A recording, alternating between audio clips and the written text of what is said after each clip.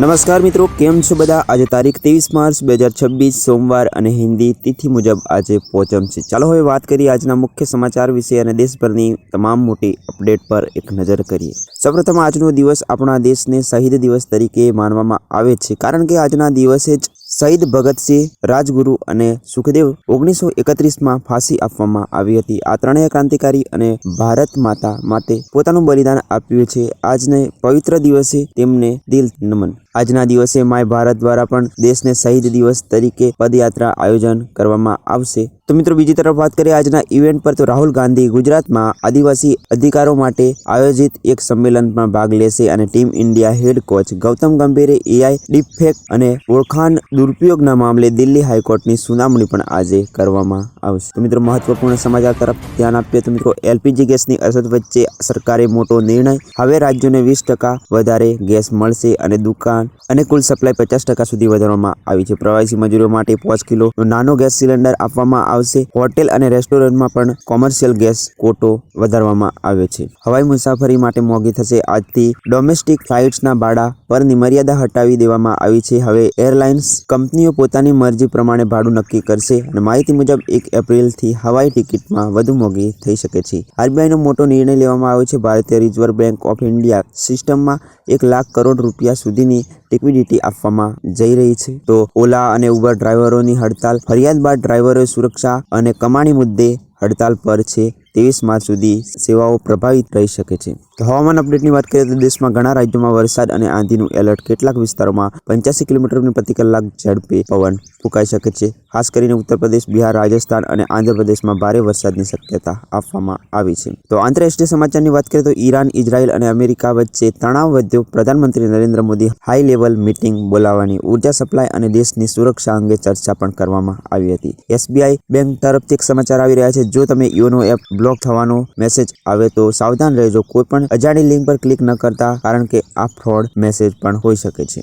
તો મિત્રો હવે વાત કરીએ મોટા અને મહત્વની વિગતવાર સમાચારોની, તો ઇઝરાયલ પર 4 બેલિસ્ટિક મિસાઇલો છોડી છે। ઈરાને શનિવારે ઇઝરાયલ પર હુમલા તેજ કરી દીધા છે। ગઈકાલે રાત્રે ઇઝરાયેલે ઇઝરાયલના 2 શહેરો પર હુમલો કર્યો હતો। અહીં ઇઝરાયલનો મોટો ન્યુક્લિયર પ્લાન્ટ પણ આવેલો છે। આ હુમલામાં 300થી વધુ લોકો ઘાયલ થયા છે। તો બીજી તરફ અમેરિકાના ટેક્સાસથી લિક્વિફાઈડ પેટ્રોલિયમ ગેસ એલપીજી લઈને એક કાર્ગો શિપ બેંગલુરુના ન્યૂ મેંગલોર પોર્ટ પર પહોંચી ગયું છે। છેલ્લા 7 દિવસમાં લગભગ 4 જહાજ ગેસ ક્રૂડ ઓઇલ લઈને દરિયાઈ માર્ગે ભારત પહોંચ્યા છે। તો બીજી તરફ વાત કરીએ વડાપ્રધાન નરેન્દ્ર મોદી ભારતના સૌથી લાંબા સમય સુધી સરકારના વડા રહેનારા નેતા બની ગયા છે। ગુજરાતમાં મુખ્યમંત્રી અને વડાપ્રધાન તરીકે પણ સરકાર વડા તરીકે 8,931 દિવસ પૂરા કરવા સાથે જ પીએમ મોદી ચામલિંગના 8,930 દિવસનો રેકોર્ડ પણ તોડી નાખ્યો છે। ગુજરાતમાં સ્થાનિક સ્વરાજ્યની ચૂંટણી પૂર્વે ઉમિયાધામ દ્વારા રાજકોટના ઈશ્વરીય ગામે 22 માર્ચ કડવા પાટીદારોનું મહાસંમેલન યોજાયું છે। અહીંયા 125 કરોડના ખર્ચે જીવ વિદ્યાપીઠ શૈક્ષણિક સ્કૂલનું ખાતમુહૂર્ત પણ કરવામાં આવશે। તો દર વર્ષે 23 માર્ચે વિશ્વ હવામાન દિવસ તરીકે ઉજવવામાં આવે છે, પરંતુ 21મી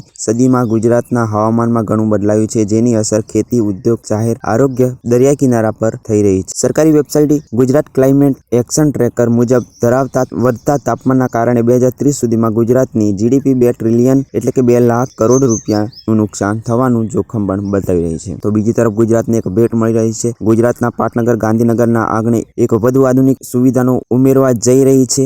અત્યાર સુધી માત્ર વીવીઆઈપી મૂવમેન્ટ અને સરકારી કામકાજ જ માટે મર્યાદિત રહેતી હતી। હેલિકોપ્ટર સેવા હવે સામાન્ય નાગરિકો અને બિઝનેસ સેક્ટર માટે ઉપલબ્ધ કરવામાં આવશે। દિશા મહત્તમ નિર્ણય લેવામાં આવ્યો છે। તો ગુજરાતના હવામાનની વાત કરીએ તો હવામાન વિભાગ દ્વારા ખેડૂતો માટે રાહતના સમાચાર આપવામાં આવ્યા છે। આવનારા દિવસોમાં રાજ્યના કમોસમી વરસાદની શક્યતા નવીનતમ હોવાનું જણાવ્યું છે। આ સાથે જ જણાવ્યું છે કે આગામી 48 કલાકમાં તાપમાન ફરી 2 થી 3 ડિગ્રી વધારો નોંધાઈ શકે છે। તાપમાનમાં વધારાની સાથે ગરમીનો પણ વધારો નોંધાશે। છેલ્લા 24 કલાકમાં મોટાભાગના શહેરમાં 35 ડિગ્રી તાપમાન નોંધાયું હતું। તો છેલ્લે મિત્રો ઓપ્પો કંપનીએ એક મોટો મોબાઈલ લોન્ચ કર્યો છે કે 14 5Gની કિંમત 17,900 થી શરૂ થાય છે અને 21,999 સુધી મળી રહે છે। ઓપ્પોએ ભારતમાં તેની કે સિરીઝનો નવો સ્માર્ટફોન ઓપ્પો K14 5 લોન્ચ કર્યો છે। આ ફોનમાં 7000 mAhની બેટરી જોવા મળશે અને મિત્રો તે 3 કલરના ઓપ્શન પણ જોવા મળશે, 3 સ્ટોરેજ કન્ફિગરેશન પણ જોવા મળશે। આ ફોનની બોમ્બની કિંમત તમે જોઈ શકો છો, અલગ અલગ રેમ અને અલગ અલગ સ્ટોરેજ પ્રમાણે અહીંયા તમે જોઈ શકો છો। તો મિત્રો છેલ્લે આપણે આગળના યુદ્ધની વાત કરીએ તો ઝારખંડમાં જમશેદપુરમાં